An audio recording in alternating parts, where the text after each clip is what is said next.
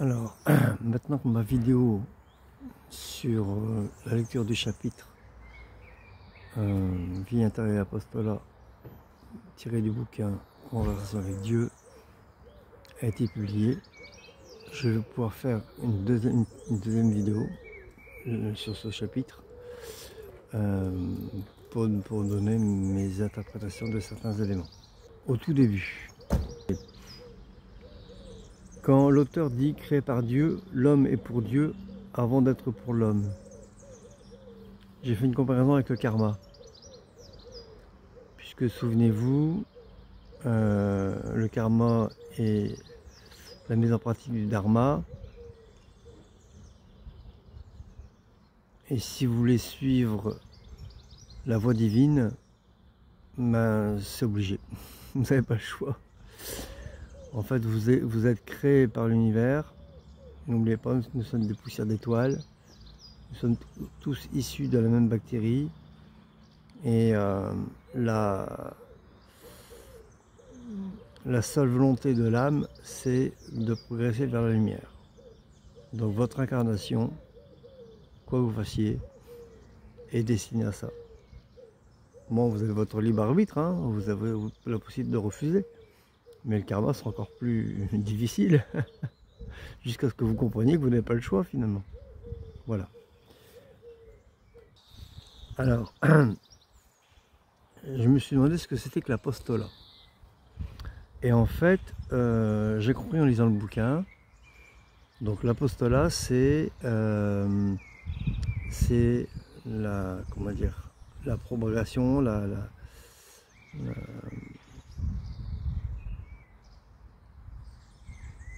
convaincre ou comment dire, évangéliser le plus de monde possible pour que le christianisme croie. Voilà, c'est mal exprimé, mais c'est ça, à peu près ça. Et par la suite, il est dit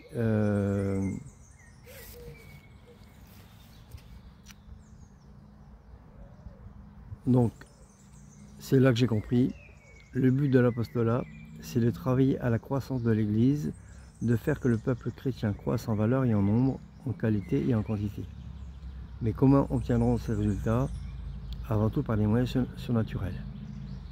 Alors d'abord, je ne suis pas tout à fait d'accord avec ce texte, puisque l'auteur sous-entend qu'il n'y a que le christianisme qui compte, toutes les autres religions c'est de la merde, et que finalement c'est eux qui ont raison. Bon, on se rappelle le temps des croisades, et ben c'est tout à fait ça finalement. Et moi alors, donc il est marqué, mais comment obtiendront ces résultats? Avant tout par des moyens surnaturels. Et c'est là où j'ai fait le rapprochement avec le bouddhisme, parce que finalement,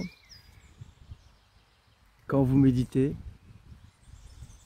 à force de méditer, après beaucoup d'années, hein, il y a des méditants, des moines, ça leur présente toute une vie, il y a des moines qui n'y arrivent jamais, mais potentiellement, à force de méditer, vous tendez vers ça, vers l'illumination, et finalement, vous émettez un tel rayonnement que par votre calme, votre sérénité, votre douceur, votre bienveillance, votre bonté, votre amour, les autres ont envie de vous suivre. C'est un peu ce qui est arrivé à Jésus. Voilà, rien qu'en, il n'y a pas besoin de parler, rien qu'en en étant avec les gens, ça y est, ils avaient envie de le suivre. Voilà. Et honnêtement, j'ai déjà rencontré des gens comme ça. Je sais pas si mythe ou quoi, mais on avait, enfin voilà.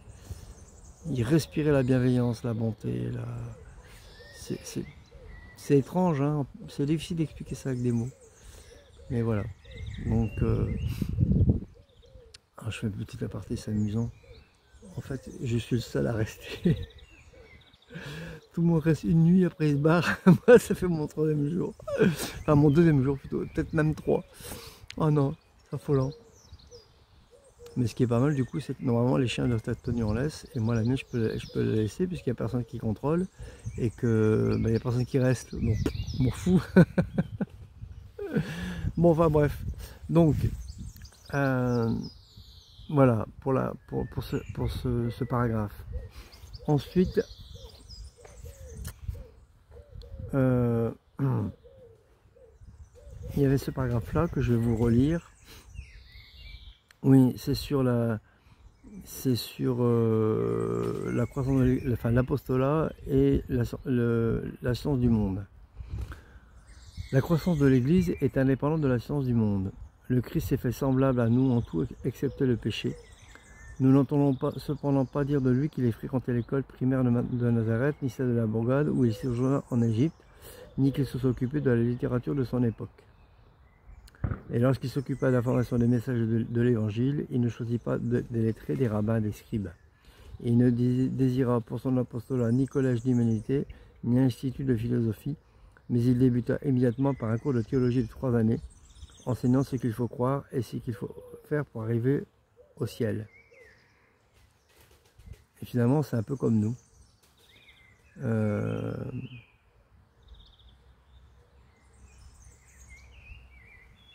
En fait, il ne faut pas spécialement être savant pour comment dire, pour recevoir l'illumination. Il ne faut pas confondre savoir et connaissance. Le savoir, c'est quand on sait les choses, évidemment. Ça paraît évident, mais ça va mieux en le disant. Mais c'est que la théorie. C'est dans les bouquins, c'est voilà. La connaissance, c'est quand on connaît, et quand on connaît, on l'a expérimenté. C'est comme ça qu'on connaît, sinon on ne connaît pas. Donc, quand vous connaissez quelqu'un, c'est parce que vous l'avez rencontré. C'est pas en photo, ni en vidéo, ni en... Voilà, vous le connaissez personnellement. Ben là, c'est pareil. La connaissance, c'est la mise en pratique dans votre corps. Ce que vous l'avez vécu en réalité. Et ça, c'est la vérité. Votre corps ne vous mentira jamais. Bon, voilà. Et je l'expérimente tous les jours avec le chariot. Bon, ensuite, d'ailleurs, ce que je viens d'exprimer, l'auteur le dit explicitement dans l'un des paragraphes suivants. À quoi sert-il de savoir beaucoup de choses? Il ne s'agit pas tant du savoir que de la voix simple qui croit que Jésus est le Fils de Dieu, qu'il a été crucifié, qu'il est mort, qu'il est ressuscité le 3e jour, qu'il est assis à la droite de Dieu, d'où il viendra pour juger les vivants et les morts. Bon voilà, je ne vais pas aller jusqu'au bout, et ça se termine à... Non, si donc le christianisme primitif a pu sans grande démonstration de la science conquérir des pays entiers, et parmi eux des hommes d'un savoir éminent, il ne s'ensuit pas bien sûr que la science soit un mal, mais bien que l'Église puisse remporter la victoire, maintenant comme alors, sans les savants, et même malgré eux. Voilà. Donc effectivement, c'est la différence entre le savoir et la connaissance. Si vous pouvez très bien savoir beaucoup de choses, mais qui sera sans valeur, parce que vous n'aurez pas su mettre en application ce que vous savez. Parce que c'est que la théorie, et des fois, ce que vous savez, c'est pas bon, c'est pas vrai. Ou ce que vous croyez savoir n'est pas vrai, c'est faux. Comme moi, mes affirmations dans les églises, par exemple. Voilà. Donc, c'était une distinction importante. Alors, ma remarque suivante, c'est sur le paragraphe que je vais vous lire parce qu'il n'est pas très long. Comme ça, vous y retrouverez. Le Christ ne connaît qu'une seule, mais inépuisable source. Nous devrons découler les ressources pour la subsistance des siens et pour les frais du service divin. La divine providence et la générosité spontanée des fidèles. Il en fut ainsi autrefois, il en doit encore être ainsi maintenant. On va y arriver. Donc là, j'ai fait référence aux moines bouddhistes. Vous savez, on en a parlé hier soir dans le live, je vous invite à le revoir d'ailleurs, qui font la queue devant les fidèles dans les rues pour c'est pas de la mendicité, hein, c'est, je sais plus, c'est un nom spécial, je sais plus comment ça s'appelle, pour recevoir les offrandes des fidèles, puisque ça fait partie du karma. Les fidèles ainsi, en donnant aux moines, améliorent leur karma. Et ben c'est exactement ce qu'il dit dans ce paragraphe. Voilà. Je vous disais qu'en faisant référence au bouddhisme, je m'y retrouvais beaucoup. C'est pour ça que je suis un mélange de foi chrétienne et de philosophie bouddhiste. Parce que la philosophie bouddhiste, c'est pas une foi. Vous ne devez pas spécialement en croire. Vous expérimentez. Savoir, connaissance. Voyez. Le christianisme, on peut dire que c'est du savoir, quelque part, puisque c'est des prières que vous apprenez par cœur, que vous récitez, vous récitez, vous récitez, vous récitez. Le bouddhisme, c'est la connaissance. Et c'est pour ça que je lis les deux. Hein, ma pensée se précise. Hein, je viens d'y penser maintenant, vous voyez. Donc, les deux sont indissociables pour moi. Il y a des éléments dans le christianisme que je peux mettre en pratique dans le bouddhisme, on va dire ça comme ça. Voilà. Alors, ensuite, ma remarque suivante est sur plusieurs paragraphes, donc je ne vais pas vous les lire. Vous réécouterez ma vidéo sur la lecture du bouquin. Ça commence dans je vais vous lire le premier petit paragraphe, il fait 3 lignes. La croissance du royaume des cieux est indépendante de l'éclat extérieur, de la considération et de la puissance politique. Et ça se termine à c'est bien la preuve que les biens de la terre, la science humaine et la puissance terrestre n'ont qu'une valeur secondaire pour l'extension de l'Église. Et moi, ce que j'ai retiré de ce long texte, c'est que Jésus nous apprend l'humilité. Regardez par exemple sur YouTube, il y a nombre de prêcheurs, ou même dans les églises, ou même, ça se voit plus aux États-Unis, les prêcheurs sont beaucoup plus fréquents qu'en France. Et ils ont leur propre église, voilà. Ils ramènent des fidèles. Alors pas tous, hein, mais il y en a certains qui sont imbus d'eux-mêmes, ils pensent tout savoir, mais il n'y a que du savoir, il n'y a pas de connaissance. Et ils ont beau éclater de 1000 feux, briller de 1000 feux on va dire plutôt, mais c'est superficiel. Et finalement, en substance, il n'y a rien ou pas grand chose. Et ces gens-là, en général, ils sont imbus d'eux-mêmes. Quand vous les mettez face à leur propre faiblesse, ils se fâchent. Vous avez déjà rencontré des gens comme ça, j'imagine. En dehors de la prêtrise. Hein. Donc voilà. Il faut être humble par rapport à la puissance divine. Ma remarque suivante, c'est le paragraphe juste après. Le principe de l'accroissement du royaume de Dieu est uniquement la grâce, l'action du Saint-Esprit dans les âmes. Il n'y a rien qui soit plus oublié aujourd'hui dans les milieux catholiques, rien que par conséquent que nous devions rappeler davantage et en toute occasion. Nos chrétiens actuels courent le danger de trop considérer toute chose du point de vue purement humain. Ils risquent de croire qu'ils peuvent tout réaliser par les moyens modernes dont se sert le monde. Les erreurs de notre époque sont du christianisme sans surnaturel. Le laïcisme en est la cause et d'abord l'humanisme. Bon, on voit ce qui se passe aujourd'hui, hein, la laïcité. Vous vous rendez compte, sous le prétexte de la laïcité,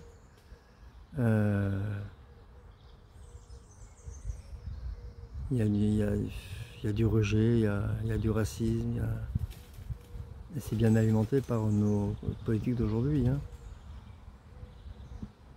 Et malheureusement, on penche du mauvais côté la balance. Bon, prions pour que les bonnes énergies tienne. Et alors après, c'est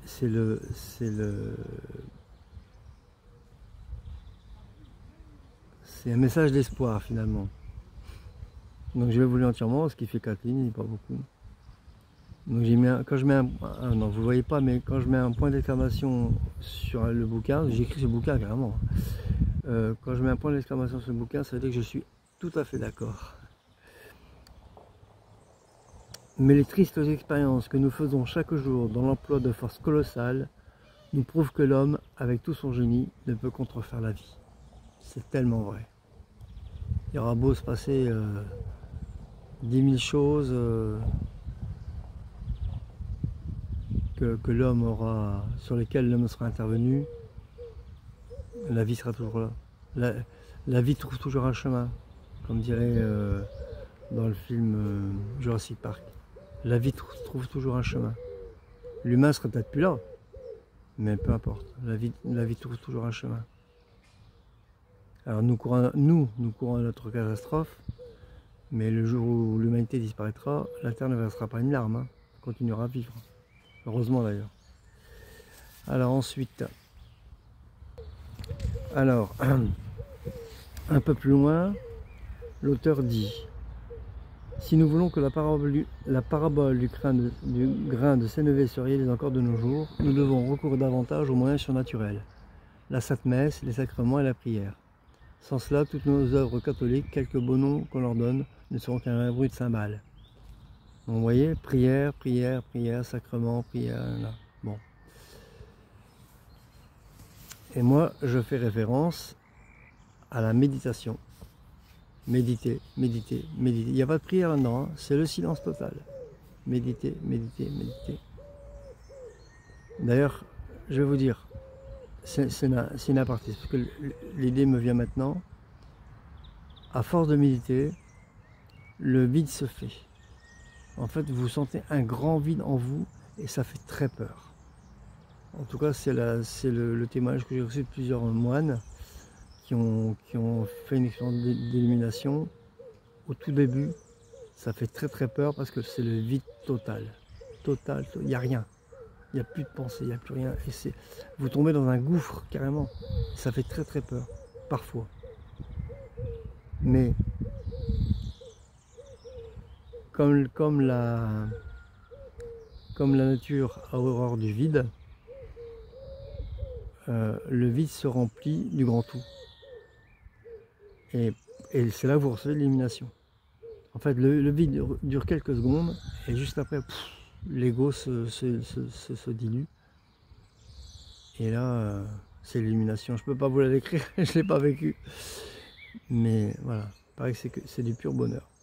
Bon. Et une fois que vous avez reçu cette illumination, après vous pouvez transmettre. Après, ça devient intéressant. C'est un peu ce que fait Bruno. D'ailleurs, je vous invite à aller voir sa chaîne, c'est Soizen. Donc S-O-I-E, plus loin Z, Zen, Z-E-N. Et donc il fait des vidéos assez souvent sur l'explication, machin. C'est vraiment bien ce qu'il fait. Et quand on l'écoute parler, on sent vraiment qu'il est aligné, quoi. Voilà. En tout cas, je l'ai vécu. Je peux vous dire qu'il est aligné, pas de souci. Ah, bref. Alors, ensuite, bon, le paragraphe suivant rejoint un peu ce que je viens de dire. Hein. Je ne vais pas vous le lire entièrement parce que c'est assez long. Mais c'est le paragraphe suivant, celui que je viens de lire. Il commence à: l'apostolat n'est donc pas tant affaire d'activité, de parole, d'agitation, d'œuvre à créer ou à soutenir, que le résultat d'une vie intérieure profonde. C'est ce que je viens de dire, hein. La vie intérieure, c'est méditation. Hein.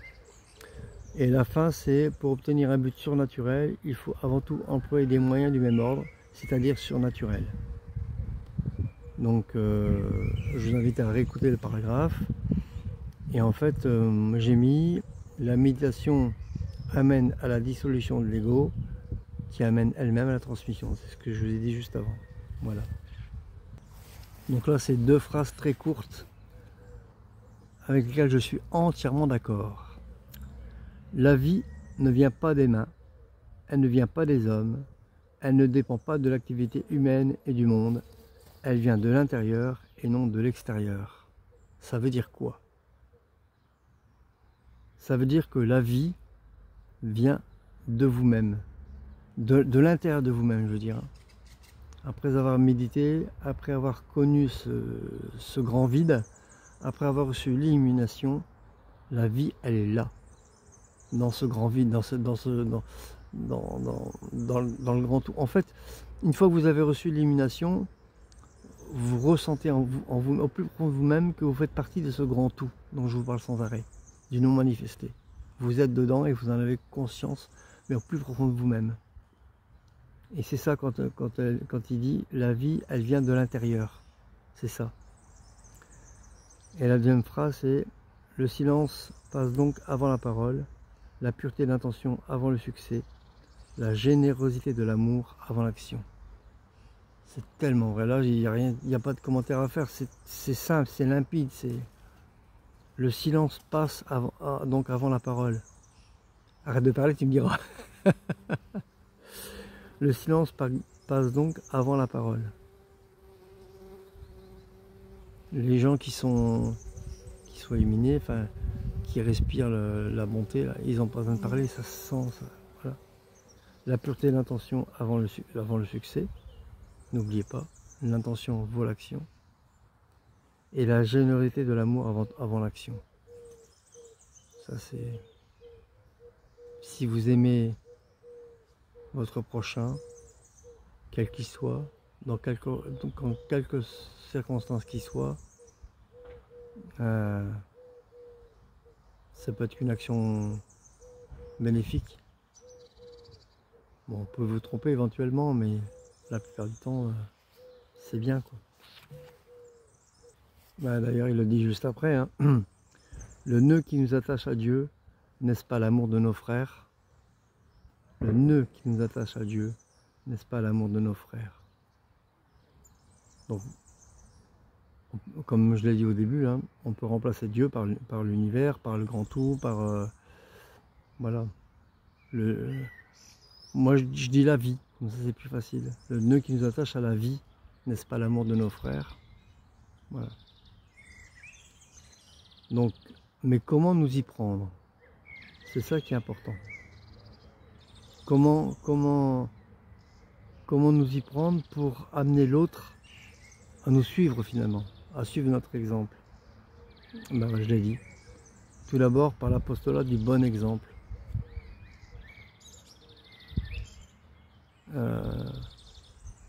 Quand les autres voient comment vous êtes, qui vous êtes, non pas qui vous êtes, votre nom, etc., hein, qui vous êtes dans votre essence, ben, en général ils vous suivent. Voilà. Alors je parle pas de moi, hein, d'accord? Certes, j'ai des abonnés, apparemment les gens aiment bien ce que je fais, mais j'ai sûrement pas la prétention d'être un guide quoi que ce soit. Je suis un être humain comme vous, je suis en recherche, mais j'aime bien transmettre. Donc voilà, au départ ça devait être juste ma foi, et ça augmente, ça monte. Voilà. Je suis très colérique, hein. Donc voilà, quelquefois ça me cause des petits problèmes. Alors, là, la phrase suivante, non seulement j'ai mis les points d'exclamation, mais en plus, je l'ai souligné. Rendons-le présent, rien qu'en existant. Alors je vais d'abord. Dans ce monde où l'on peut rarement parler de Dieu, il faut le faire rayonner par l'intensité. Avec la vie, on le porte en soi. Donc rendons-le présent, rien qu'en existant. Il doit être tellement en nous que nous le manifestions ainsi infiniment mieux que par des paroles. C'est ce que je viens de dire, hein, mais voilà.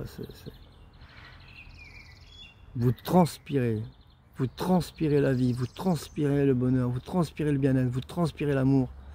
Comment voulez-vous avec tout ça que les gens ne vous suivent pas?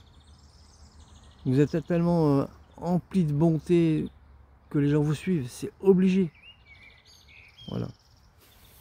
Mais c'est pas donné à tout le monde, malheureusement. Alors, sinon ça serait trop facile. Alors,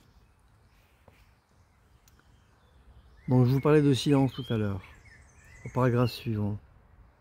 C'est ce silence, parfois douloureux et forcé, qui donne ensuite au peu de paroles que nous prononçons, la force, la puissance de pénétration attachée aux paroles de Dieu. Qu'est-ce que ça peut bien vouloir dire? Eh bien, avant de pouvoir faire tout ça, lorsque vous méditez, au début, c'est une torture. Je l'ai vécu. Mes premières années zazen, j'arrêtais pas. Heureusement que le dojo où j'étais, ils étaient conciliants. Hein, parce qu'à Lille, j'aurais pas pu faire ça. Et à la gendarmerie à Paris, c'est encore pire. Mais c'est une torture. J'arrêtais pas de bouger. Je parlais tout seul. Pendant mon zazen, je parlais tout seul. Et Patrick, bienveillant, il faisait... Il a l'air de dire, tais-toi. Donc il m'a fait la remarque. Et après, ça s'est calmé. Mais c'est une torture. J'arrêtais pas de bouger. Mon esprit vagabondait. J'avais même plus conscience d'être dans le dojo, quoi. Mes pensées sans arrêt me ruminaient. C'était un... On fait référence à un petit singe, vous savez, qui fait la roue. Et ben voilà, le petit singe n'arrêtait pas de tourner dans sa roue. Sans arrêt, tout le temps. Et au bout de... Donc j'allais méditer tous les jours, une fois par semaine. Non, 2 fois par semaine au début et après 1 fois par semaine. Ou c'est l'inverse, enfin bref, c'est pas grave. Au moins 1 fois par semaine. C'est le mardi soir, je me souviens. Et après le boulot. Et au bout d'un moment, les pensées se sont estompées. En fait, dans le bouddhisme, on fait référence à une eau avec de la vase. Quand vous secouez l'eau, l'eau elle est trouble. D'accord? Et si vous laissez l'eau tranquille, au bout d'un moment, la vase se redépose dans le fond et l'eau devient claire. Ben, votre esprit, c'est ça. Au début, vous êtes embrouillé de vase. C'est le brouillard mental, c'est les pensées qui n'arrêtent pas, les inquiétudes, le stress, machin, tout ça.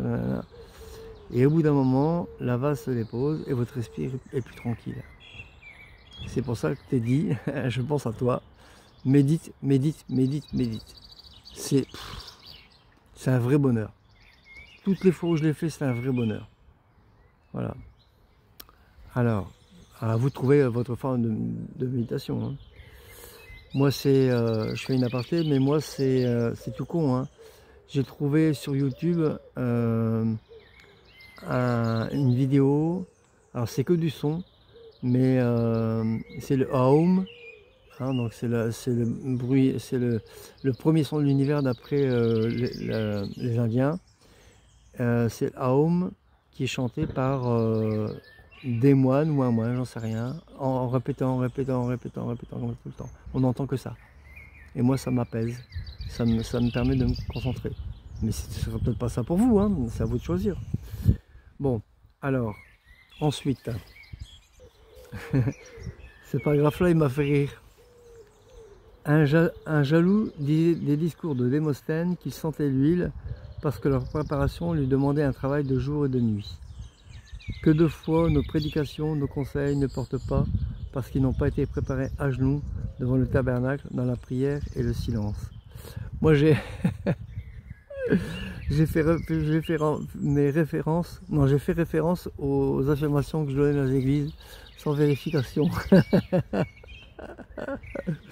Voilà, bon, c'est une petite blague. Ensuite, alors ma remarque suivante, c'est sur le petit texte de Georges Bernanos, que je ne vais pas lire parce qu'il est trop long, mais je vais le lire dès le début que vous puissiez le retrouver et que vous écouterez dans ma vidéo. La parole la meilleure est celle qui tombe que lorsque le fruit est mûr, lorsqu'elle est arrachée à notre cœur par la violence de l'amour. Et ça se termine par ce prêtre-là a simplement ronronné. Donc moi, ce que je voulais dire, c'est que lorsque vous méditez, c'est ce que j'ai dit un peu avant, hein, mais lorsque vous méditez, au début, vous visitez vos zones d'ombre. Et le fait de visiter ces zones d'ombre, de toute façon, c'est inévitable. Il y a comme ça que vous pouvez y arriver. Malheureusement, c'est difficile au début. Mais il y a comme ça que vous pouvez y arriver. Alors c'est difficile parce qu'on les rejette. On ne veut pas les voir, forcément. Mais là, vous êtes dedans. Vous êtes dans le cambouis. Les mains dans le cambouis. Donc c'est pas agréable. Mais il faut y passer, malheureusement. Et ça, je dois dire que c'est assez difficile pour l'avoir vécu. Et c'est peut-être pour ça que je suis bien aujourd'hui. Parce que j'ai visité ces zones d'ombre. Et maintenant, alors au début, elles font peur. Parfois, elles font peur. Parfois, elles font mal. Parfois, c'est douloureux. Parfois, vous avez envie de pleurer. Mais vous ne pouvez pas y échapper, malheureusement. Mais une fois que vous avez visité ces zones d'ombre, c'est un peu comme les nuages qui sont dans le ciel. Les nuages qui obscurcissent votre vie commencent par s'atténuer et finissent par disparaître. Et après, c'est un grand ciel bleu.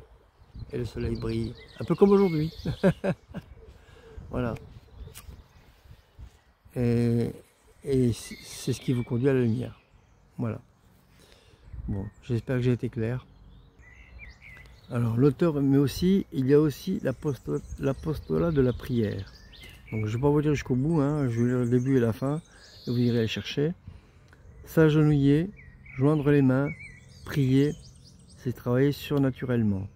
Et ça se termine par « Notre âme connaît le cœur de Dieu, elle sait qu'il se laisse toujours toucher par la prière. » Et moi j'ai mis « Prière, non, méditation, oui », avec un grand point d'exclamation. Encore une fois, c'est là où je me dissocie du christianisme. Je ne prie pas, oui, pourtant comme là tous les jours, la prière à la Vierge Marie. Bon, d'abord la Vierge Marie c'est spécial, elle m'a toujours accompagné. Et puis deuxièmement, c'est une prière. Je passe pas la journée dessus, quoi. Voilà, je les trouve belles ces prières. Mais je fais pas que ça, quoi. Voilà. Par contre, méditer, ça c'est pas mal, ça c'est bien. Bon, après, il y a le texte de... je crois que c'est le même. Ah non, pardon. C'est le texte de Juan Donoso Cortés. Donc je vous lis le début et la fin, et après, vous irez le chercher, quoi. Donc, je crois que ceux qui prient font plus pour le monde que ceux qui combattent, et que si le monde va de mal en pis, c'est qu'il y a plus de batailles que de prières. Et le texte se termine par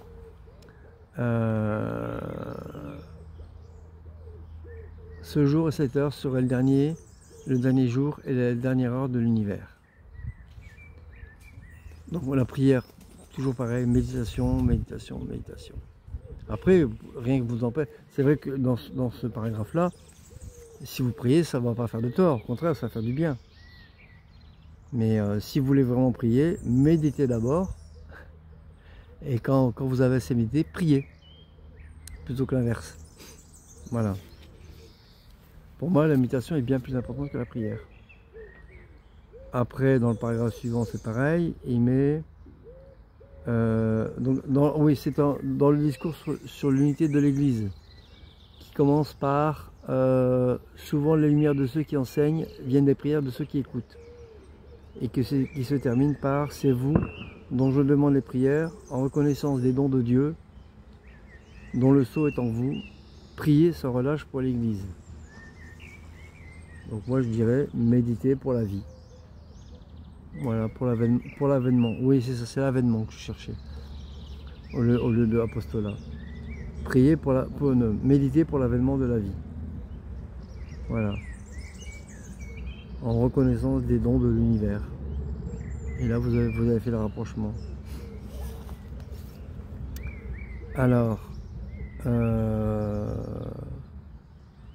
ensuite, donc là j'ai mis un point d'exclamation. En définitive, nous n'avons été créés que pour cet amour. Eh oui mes amis, c'est l'amour qui doit prévoir, avec un grand A. L'amour pour la vie, d'une manière générale, avec un grand V, et par conséquent l'amour pour son prochain, l'amour pour soi-même, voilà, tout simplement. Ma remarque suivante, c'est aussi un paragraphe encore plus long, donc je vous lis le début. C'est juste après, nous n'avons été créés que pour cet amour. Certains spirituels donnent leur préférence à l'activité et s'imaginent pouvoir conquérir le monde par leurs prédications et leurs œuvres extérieures. Et le paragraphe se termine par ceux qui ne veulent que les œuvres actives qui attirent le regard et excitent l'admiration ne comprennent rien à la source, au principe mystérieux qui fertilise et produit l'abondance des fruits. Vous irez chercher. Hein. Moi j'ai mis comparaison avec les peintres. Les peintres, ou certains peintres, disent avant de peindre, c'était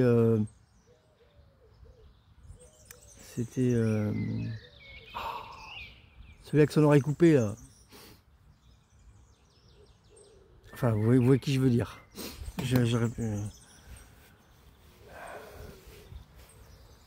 Ah bref, j'allais dire Gauguin, non, c'est pas Gauguin, c'est... Non, celui avec son oreille coupée. Il disait... Je suis ce que je peins. Je suis ce que je peins. Avant de commencer à poser le moindre coup de pinceau, je peux rester des heures et des heures et des heures à regarder ce que je vais peindre. Et je deviens ce que je peins. C'est admirable. C'est admirable. Voilà quoi. À partir du moment où, c'est une petite aparté, mais ça rejoint un peu, à partir du moment où vous observez, par exemple, une fleur, et que vous la nommez, vous perdez le contact avec cette fleur. Voilà. C'est exactement ça. Vous perdez le contact. Quand vous observez la fleur tellement profondément, vous devenez cette fleur. Vous faites partie de la fleur. Vous faites partie du grand tout. C'est difficile à expliquer avec des mots, mais vous faites partie du grand tout.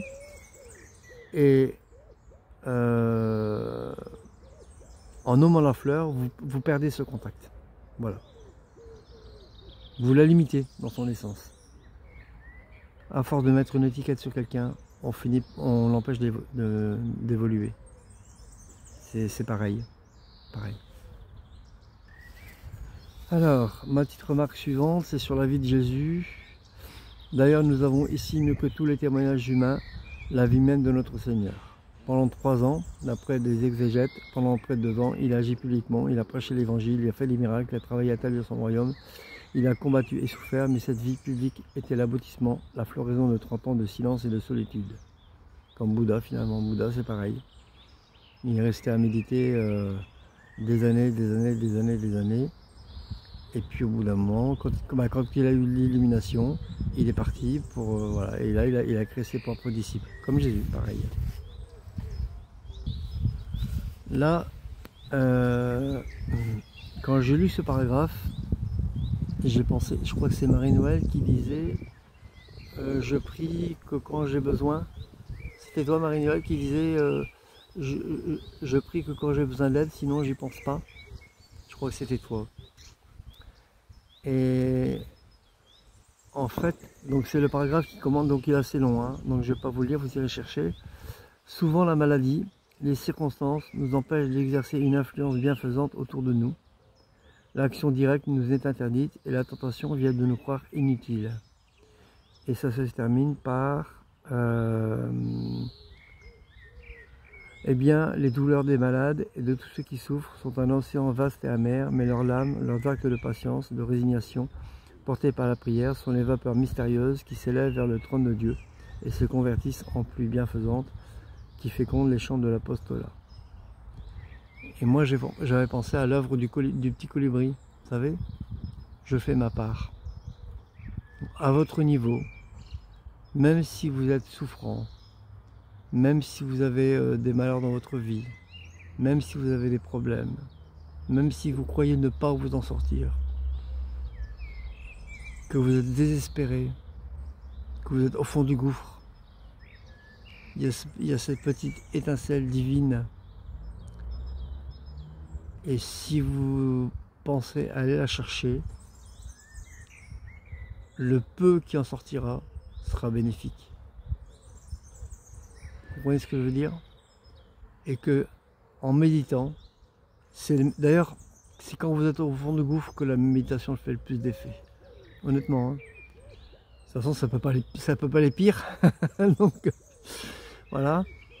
Et le fait de méditer, et là vous faites du bien à l'univers. Là vous vraiment, donc ne désespérez pas. Il y a toujours possibilité de faire quelque chose. Et ça aussi pareil, hein. Je l'ai expérimenté. Hein.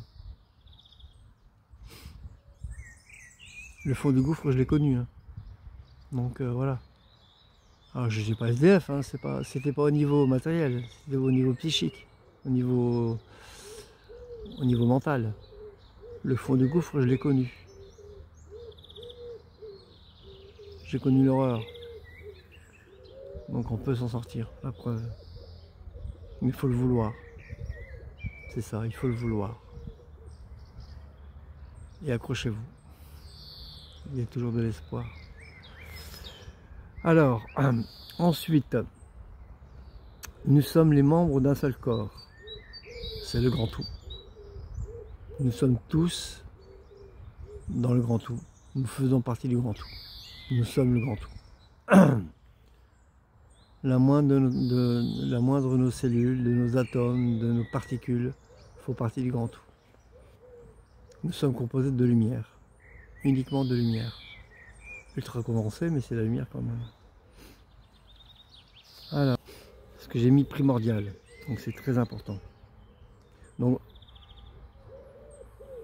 si vous êtes d'accord avec moi pour relier la foi chrétienne à la philosophie bouddhiste, vous remplacez Dieu par la vie, l'univers ou le grand tout. Et bon, pourquoi pas laisser les saints, les anges, mais bon voilà. Et là, vous remplacez la prière par la méditation. Donc je vais vous lire comme le texte évidemment. Grâce à la communion des saints, toute bonne action, toute prière, toute souffrance a sa répercussion sur le corps de l'Église dont nous sommes les membres. Dieu seul connaît la fécondité de la prière, de la souffrance, de l'amour, Dieu qui associe ses âmes à la rédemption du monde. Nous ne prenons pas assez conscience du retentissement de nos vies, les unes sur les autres, de notre solidarité universelle. Chaque fois que nous ne faisons pas l'effort qui nous est possible, il y a par notre faute, dans le monde, une diminution de bien et de beauté. On ne s'amoindrit pas soi-même sans appauvrir le patrimoine commun. On ne se fait pas de mal à soi-même dans le plus secret, sans diminuer la clarté qui rayonnerait de tous. Tout égoïsme atténue la lumière de notre vie. Oui, chacun de nous est, qu'il le veuille ou non, une sorte de poste émetteur pour le rachat ou la perte de ses frères. Chacun de nous agit plus encore par ce qu'il est que par ce qu'il sait ou fait. On agit par ce que l'on est. L'action est donc un rayonnement, une éclosion, une floraison de ce que l'on est. Plus on est, plus on agit visiblement ou invisiblement. C'est un peu le phénomène d'osmose bien connu des naturalistes et des médecins, cette imprégnation des tissus, lente, invisible, mais bien réelle. Là se trouve le secret de tous les éducateurs, le succès de ceux qui agissent profondément grâce à leur personnalité. Voilà. Je vous invite à réécouter ce texte plusieurs fois, tellement il est riche, mais primordial. Voilà. L'intention vaut l'action. Toute pensée, tout acte, tout ce qui peut émettre de vous crée une énergie. Et cette énergie va se déposer quelque part, qu'elle soit bonne ou mauvaise. Si elle est bonne, tant mieux.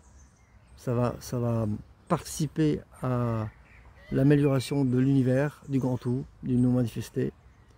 Si la pensée est mauvaise, ou l'énergie plutôt est mauvaise, eh ben elle va se déposer tout autant, mais dans l'autre sens. C'est exactement ça. et c'est le karma. Et c'est le karma. Si vous émettez l'énergie positive, ça améliorera votre karma. Si vous émettez l'énergie négative, ça abîmera votre karma. Et dans la vie prochaine, comme vous n'aurez pas compris le dharma, la leçon vous sera donnée, mais plus forte, plus difficile. Voilà, c'est comme ça. On n'y peut rien. Vous voyez, là où je me dis où la foi chrétienne est très limitative. L'auteur marque l'illumination, ce que les moines bouddhistes connaissent, hein, la transformation profonde d'une âme, sont des effets bien autrement graves et que ne peuvent guère produire que Dieu lui-même et l'impondérable action d'une âme sur notre âme. Eh ben non, moi je suis pas d'accord. Il n'y a pas que. Alors certes, il y a eu des miracles, hein, voilà. Il y a eu des miracles, des gens qui ont aperçu la Vierge Marie, qui sont transformés. Oui, des gens qui ont fait des AMI. Pareil, ils se sont trouvés transformés.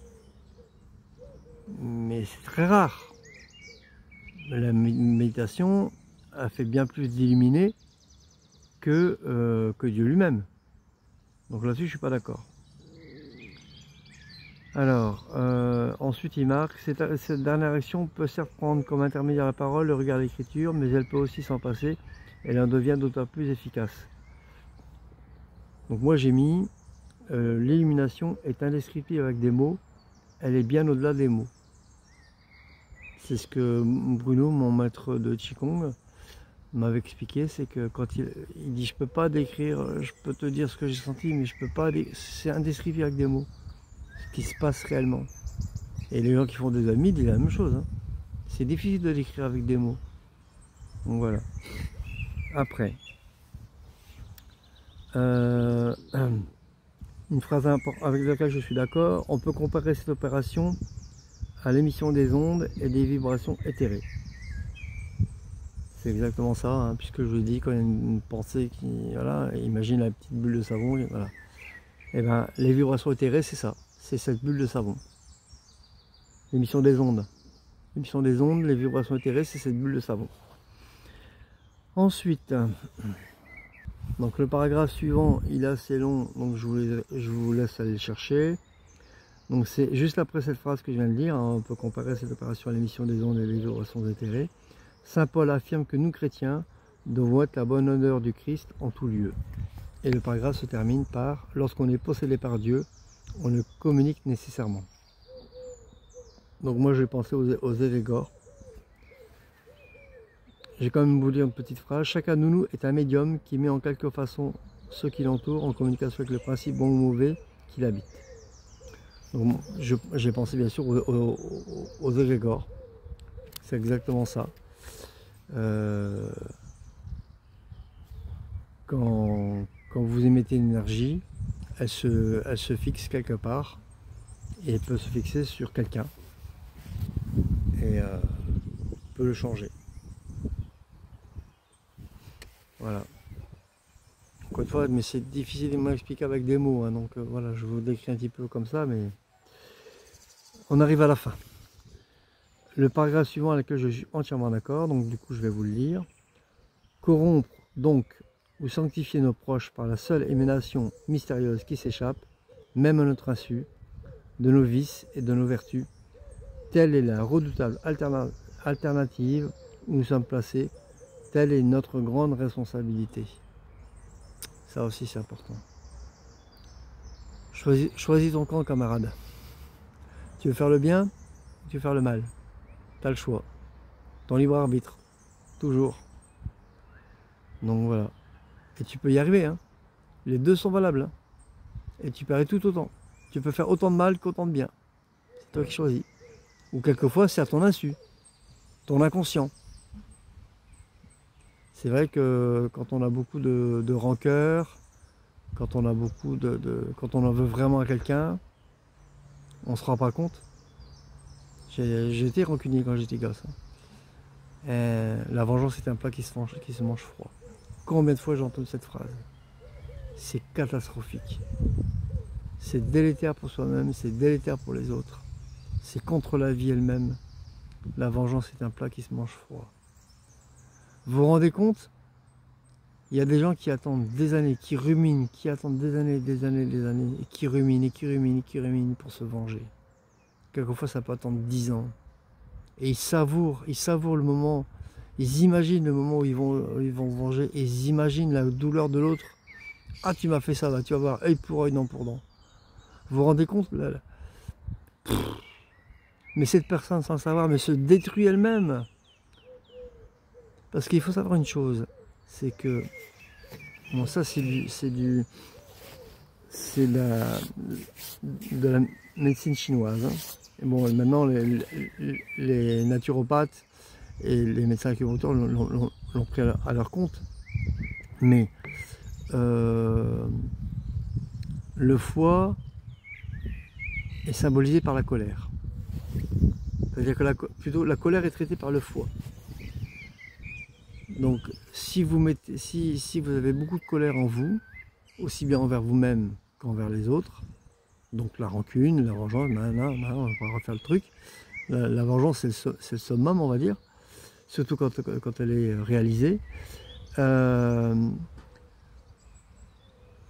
Donc la colère est régie par le foie. Et là, plus vous émettez de colère, et plus votre foie s'active, d'accord? Ben, au début, votre foie, il fait très bien le boulot, hein, pas de souci, surtout quand vous êtes jeune.